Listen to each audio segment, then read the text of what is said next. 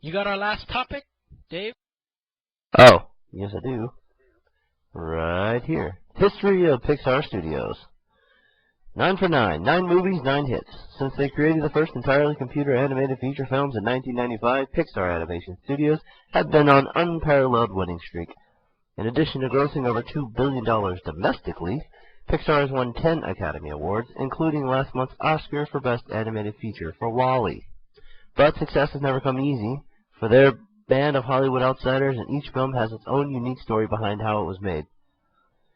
So here are I believe the last 9, starting with, of course, everyone's favorite, Toy Story, 1995.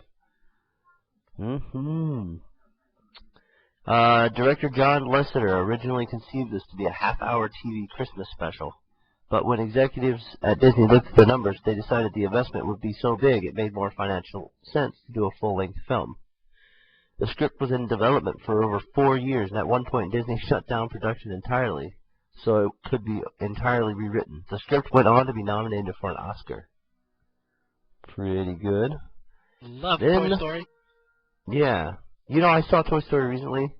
I was sitting over in the theater, and we have a TV where we have like films and stuff, and somebody brought in Toy Story. And wow. Have you seen the short that comes before that? I don't think every Pixar movie has a short that comes before it, you know? Yeah, this one was so creepy.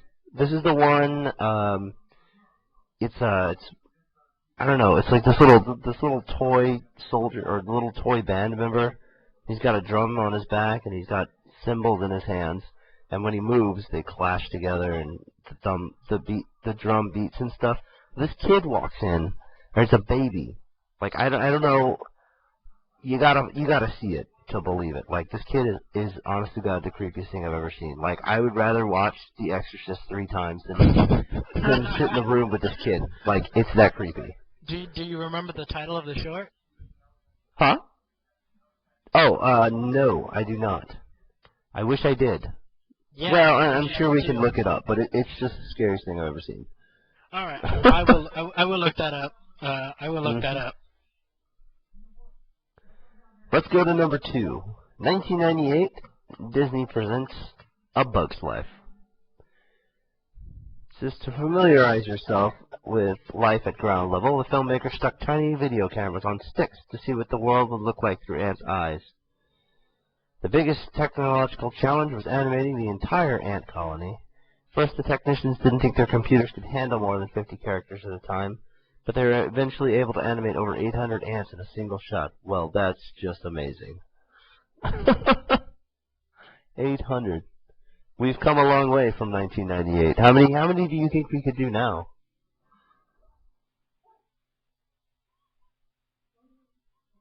I'm gonna say 1 million. Just to cover. 1 million. Just to cover my bet. I don't know about 1 million. Well, you know what? I'd be willing to bet. I'd be willing to bet that that's probably how much they could do. Let's see. Because they're close. They've got 800 ants in 1998. Yeah, we could probably do at least 500,000. Yeah. Already. Yeah. So, here is Toy Story 2 in 1999, which I never actually... Oh, I did see. Huh. The sequel was originally going to go to direct-to-video, but when Disney decided to release it theatrically, Pixar scrapped nearly all the work that had already gone into the project. That left them with less than a year to complete the movie. Toy Story 2 is the only computer-animated movie to win the Golden Globe for Best Comedy. That's unique. Alrighty, 2001, Monsters, Inc. Billy Crystal turned down the role of Buzz Lightyear in the first Toy Story, which he later called one of the worst decisions of his career. So he jumped at the chance to voice Mike Wazowski in this movie. 2.5-year-old Mary Gibbs provided the voice of Boo, but she could not stand still long enough to record her lines. Instead, the filmmakers followed her around with a microphone and taped her speaking as she played around the room. Whatever works. Alrighty, 2003, Finding Nemo. Every Pixar movie starts with research, which can go on for years. For Nemo, animators learned how to scuba dive, nice, and observe fish off the coast of Hawaii and California. They also heard lectures from visiting professors and studied sea life in the studio's 25-gallon aquarium. Well, don't you think that's where they would have started? I mean, that's where I would have started. Writer-director Andrew Stanton also does several voices in the film, including the Surfer Dude, Sea Turtle Crush, and all the seagulls who shout mine. Yeah, let's just say right now, if you work in an industry where you have to go learn to scuba dive in order to fulfill an objective, that's a pretty sweet job to have. Yeah, I think mean, we can all agree on that. Just from the fact, first of all, you're certified to scuba dive, but also you went scuba diving. I mean, what the hell? It's an awesome thing. Yeah. All right. Yeah. Let's see. Ooh, 2004, The Incredibles. This is the first Pixar film from writer-director Brad Bird. Bird became friends with John Lasseter when they studied animation at Cal Arts. Director Tim Burton was also a classmate. This is also the first Pixar film with all human characters and the only one to be rated PG. Though the characters aren't taken directly from a comic book, the movie is full of references to DC and Marvel heroes and villains. The bit about the dangers of wearing a cape is inspired by a scene from the graphic novel Watchmen, which is coming out, from what I hear, what is that, tonight? I think it's already out. Is it? It's already out, it came out. Yeah, That's, I plan on seeing it, but not right away. Not right away. Yeah, it looks very pretty. I don't know anything about the Watchmen series, but I hear a lot of people are really happy. Yeah, I have no frickin' idea about the Watchmen. I've not read the. I like the term that a lot of people use, graphic novel. It's a comic book. It is a comic book. There you go. Just call it that. But yeah, I'm actually pretty interested in watching it. Huh. Who watches The Watchmen? Eh. Anyways. Alrighty. Yeah, moving on. Cars, 2006.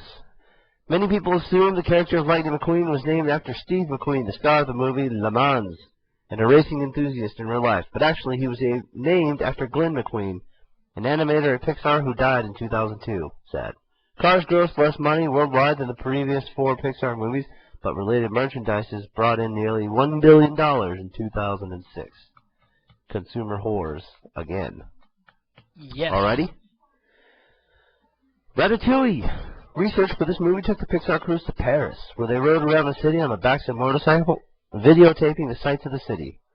Director Brad Bird was originally unsure that Ratatouille, a simple stew, would be visually impressive enough for the climax of the movie, but when they invited world-renowned chef Thomas Keller to the studio to prepare a unique presentation of the dish and its digital recreation of Keller's creation, that Remy the rat cooks up. Huh. So ratatouille is not the French word for rat. Cool. No. Yeah, the people at Pixar have got it really hard. Yeah. They have to go to Paris. Damn, and then they had to ride around on motorcycles videotaping things. Gosh. You know what? We should help them by removing them from their jobs and putting us in their place. I'm willing to sacrifice. Are you willing to sacrifice? You know what? I think I can do that. I really feel confident. Yeah. Already. 2008, WALL-E, which everyone's pretty much seen. Because so much of this movie is presented without dialogue, director Andrew Stanton and his team spent a year watching silent films every day at lunch. Ouch. That is painful. WALL-E's voice was created by sound designer Ben Burt. Even though he previously worked on every Star Wars film, there are more sound effects in WALL-E than in any other movie he's worked on. When they previewed the film, about half the test audience thought that the humans wouldn't survive when they returned to Earth. So Pixar added the animated closing credits to show that they were able to revive life on the... That's funny. That's funny. Yeah. Good times. Alright, and Up. 2009. Up tells the story of 78-year-old Carl Fredrickson, who decides to take an expedition into the wilds of Venezuela that his late wife always wanted to do, but never got the chance. So to get there, he inflates thousands of helium balloons that lifts his house into the sky. Up will be the first Pixar movie released in 3D, but not the last. The first two Toy Story movies are being revamped for a 3D release, with the new Toy Story 3 to follow in the summer of 2010. If you all want to see a preview of that, look for it. well, That's all I got. You can't do the. You can't see the trailer because this is a radio show. No, but I'm saying go look for it. Oh yeah, go. I haven't actually looked at it. I'm waiting for when it comes out on TV, then I will see the preview. Even though the trailer's right in front of me. Yeah. I'm just that lazy.